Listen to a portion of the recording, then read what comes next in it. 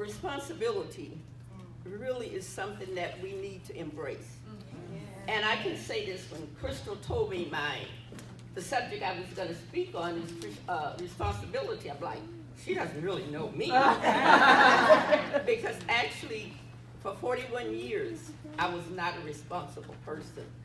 I was born on a plantation in Arkansas. My grandparents raised me. I was very sickly, and they didn't allow me to do anything. So, and my grandmother had this habit. She would tell me that I didn't know how to pull piss out of a bottle, out of the pot. And I said, why would I want to do that? But anyway, I didn't do anything. And I end up at 19 getting married. And because I didn't know how to do anything, actually I did the first thing I ever cooked was when I was 18 years old. And I made oatmeal, and it popped up. And I'm like, I'm never gonna do that again because it burned me. But when I got married, I still didn't know how to do anything. And my husband would tell me that I didn't know how to boil water because I didn't cook. In 7 years of marriage, I actually did not cook. Wow. And so he would always make me feel that I needed him. Actually, I was a battered wife, 3 broken ribs, broken nose, injured spine. So I felt envy of women that really could take care of themselves because I couldn't. But I did. After 7 years, I got out of it. Someone helped me get out of it. And that was not the beginning. The responsibility was on me to take care of my children and myself, but I always had help.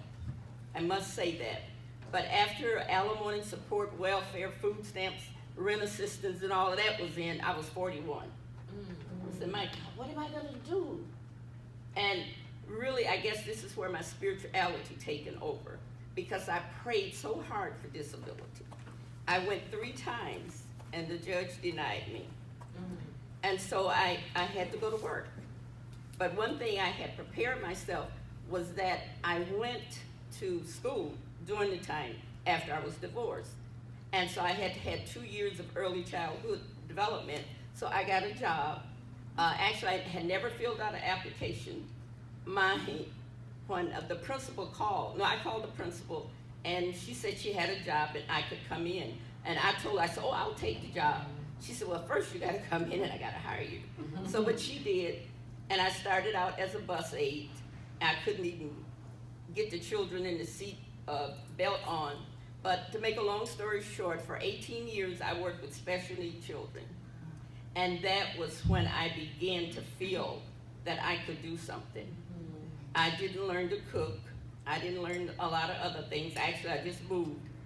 But what happened is that those 18 years made me a woman. Wow. And I went, after retirement, I ended up in a low-income senior citizen. And I do art, a lot of creative things.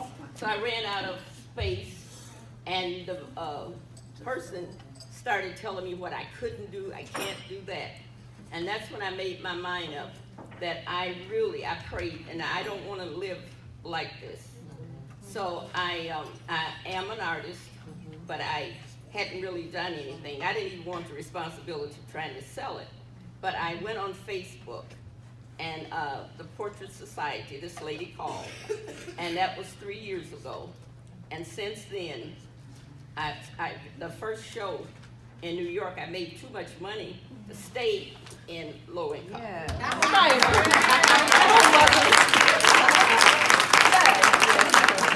After that, I moved out to Northridge that was really lousy, a ghetto.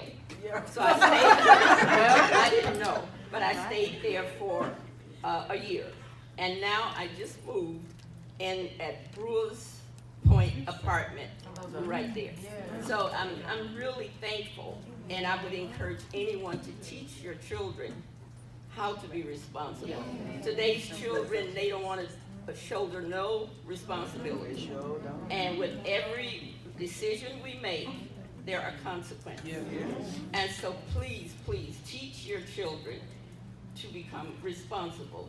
And even those that we're older, are still, it's still hope for you. Because from when I turned 70, that's when I started to really change. So now I can say, I am a responsible individual.